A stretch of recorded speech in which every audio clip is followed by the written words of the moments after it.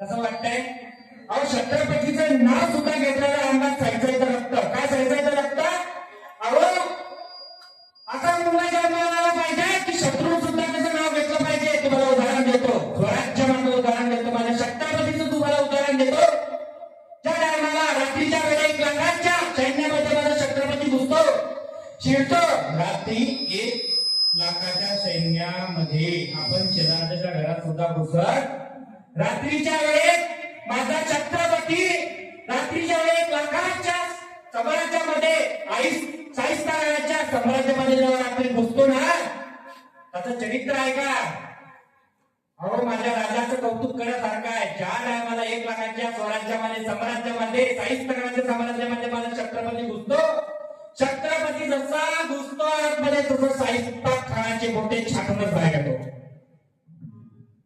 शाहिस्ताखानाचे छत्रपतीने बोट छाटले ना त्या वारा सारखा गेला माझा वाघ वारा सारखा आला परंतु त्याची शाहिस्ताखानाची बहीण तिकडनं ओरडत आली दादा भैया मेरी छोटी लड़की में तो दिख नहीं है शाहिस्ता खान बोला आता माझे बोट छाटले आता हिची मुलगी कुठे पाहू शाहिस्ता खान बोलत होता बेटा देख इधर उधर होगी नहीं भैया शिवबा आया था और यूं आया दादा माझी मुलगी त्यानेच पळवलेली आहे मेरी लड़की को वही किडनॅप करके लेके गया दादा शाहिस्ता खान तिच्या चेहऱ्याकडे बघत असतो एक सारखा कटवाऊन बघत असतो शाहिस्ता खान म्हणतो आजपर्यंत या माणसाने कोणत्या महिलाकडे टोकून सुद्धा बघितलं नाही कोणत्या महिलाकडे गंदे नजरेने सुद्धा बघितलं नाही या एकची मुलगी का पळवले तरी इथे जन्मला शिवनेरी किल्ल्यावर माझ्या राजाचं नाव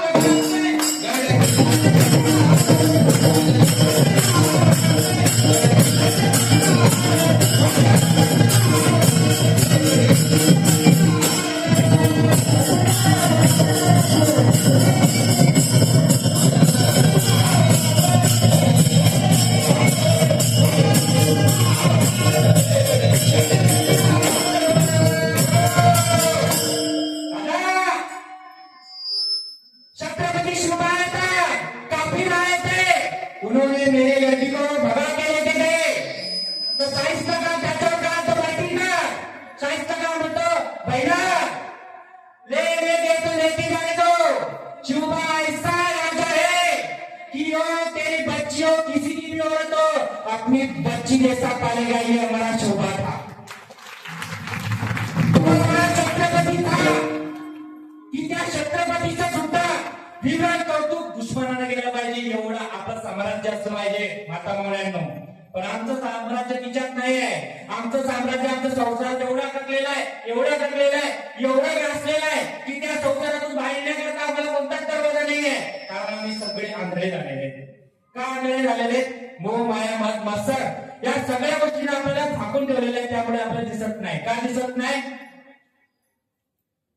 कारण आपल्याला सगळ्या गोष्टीचं टेन्शन आहे. मुलाचं लग्न करणं आहे, मुलीचं लग्न करणं आहे, त्यांच्याकरता यज्ञ करणे आहे, त्यांच्याकरता घर घेणं आहे. ज्या बापानं मुलाकरता प्रॉपर्टी करून ठेवली त्याने समजून घ्यायचं आपलं मतदान धोक्यात आहे.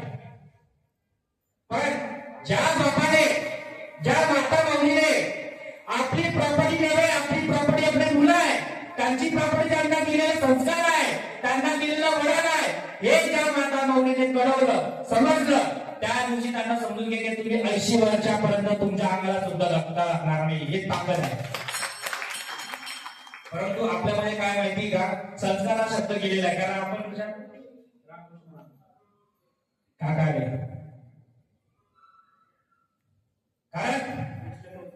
ओके, तुळशी आता लग्न सुरू होती ना, आता इकडे आकडे टाका, तिकडे आकडे टाका. आता मुली भेटत नाही काका. आणि आतापासून सुरू होती ना. मग पहिले देवाचं, मग माणसांचं. आता इकडे आकडे टाकू, तिकडे आकडे टाकू. भाऊ ती पोर देशील का, बहीण तू या वर देशील का, हे चालतं ना.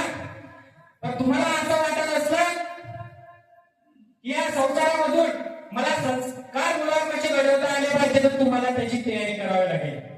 एक उदाहरण देतो. मुलं वाईट जन्माला आल्यानंतर काय होते, तुम्ही त्याच्याकरता प्रॉपर्टी तयार करून ठेवता, तुमच्याकरता काय संकट करून देतो, तुम्हाला उदाहरण देतो.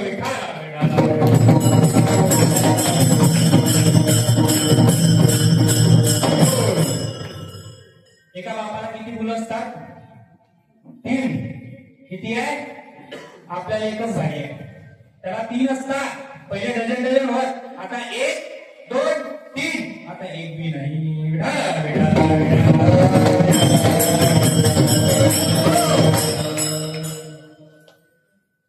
एका बापाला 3 मुलं असतात. किती? 3.